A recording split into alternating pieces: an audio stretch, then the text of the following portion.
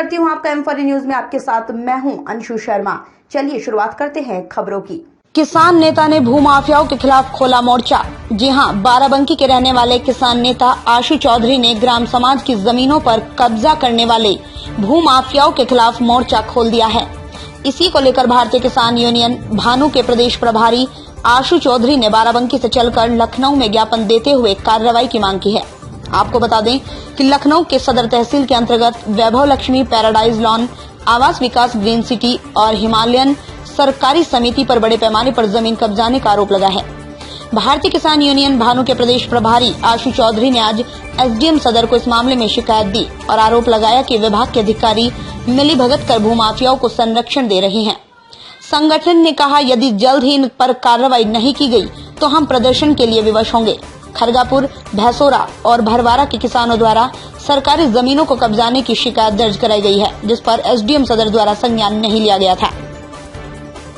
तो वहीं हमने संबंध में शासन को पत्र लिखकर अवगत कराया था, जिस पर प्रधान के ऊपर कार्रवाई हुई और भूमाफियाओं के ऊपर कोई कार्रवाई नहीं हुई, जो कहीं न कहीं संदेह पैदा करता है। तो वहीं एसडीएम ने मीडिया से रूबरू होते हुए बताया, मामला संज्ञान में आया है, उचित कार्रवाई की जाएगी। फिलहाल इस पर किसान नेता आशु चौधरी क्या बोल रहे हैं, आइए आपको सुनाते हैं। यहाँ पे ज्ञापन दिए हैं, कैसी मांगे हैं और क्या ज्ञापन में बिंदु दिखाए गए हैं? जो हमारा आज का ज्ञापन है, ये उप जिलाधिकारी सदर लखनऊ के नाम से। हम इससे पहले 2 महीना पूर्व जो है शासन को एक लेटर जारी किए थे और शासन की तरफ से एक छोटा बरवारा गांव पड़ता है सहारा हॉस्पिटल के पीछे, वहाँ पर करीब 66 बीघे सरकारी जमीन पर वहाँ के भूमाफियाओं ने कब्जा कर रखा है।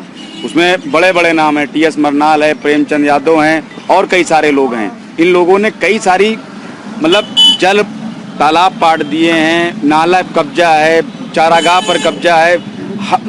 आप ये समझ लीजिए कि रास्ता, मंदिर कुछ छोड़ा नहीं, उन्होंने सब पर कब्जा कर लिया। जब हमने पत्र जारी किया तो उन्होंने एक तरफा कार्रवाई प्रधान पे कर दी।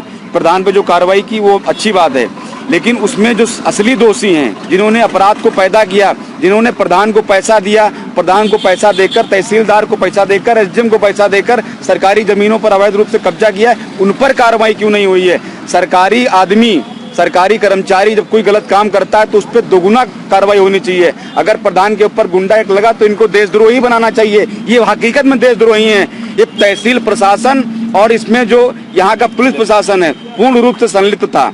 तो जब ये संलिप्त होकर एक अपराध को बढ़ावा दे रहे हैं तो ये अपराधी की श्रेणी में आते हैं और एक सरकारी आदमी है तो इनके ऊपर देशद्रोह लिखा जाना चाहिए। ये हमारी मांग है। और एक चीज, 7 दिन का टाइम दिए एसडीएम साहब को, 8वां दिन भारतीय किसान यूनियन भानु का होगा, कुर्सी बैठ नहीं पाएंगे। ये भारतीय किसान यूनियन भानु का वादा है इनसे।